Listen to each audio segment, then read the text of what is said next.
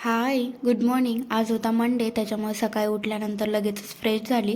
त्याचसोबत आज hair wash पण केलेला होता, कारण का मी केसांना केलेलं होतं ऑइलिंग म्हणून. त्यानंतर देवपूजा केली आणि घरातली राहिलेली सगळी कामं आवरून घेतली.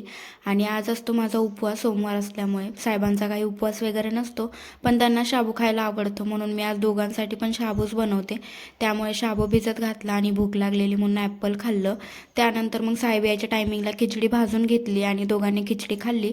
त्यानंतर शॉपवरती गेलो. रिटर्न आल्यानंतर जेवण बनवलं, चपाती, भाजी, भात आणि वेगळं काहीतरी बनवावं म्हणून ह्या कॉलीफ्लॉवर तळलेलं साहेबांना खूप आवडतं.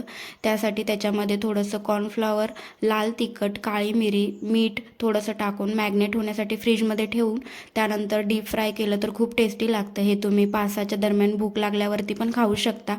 ह्यात काही ऑइल वगैरे राहत नाही आणि ही रेसिपी तुम्ही नक्की ट्राय करून बघा.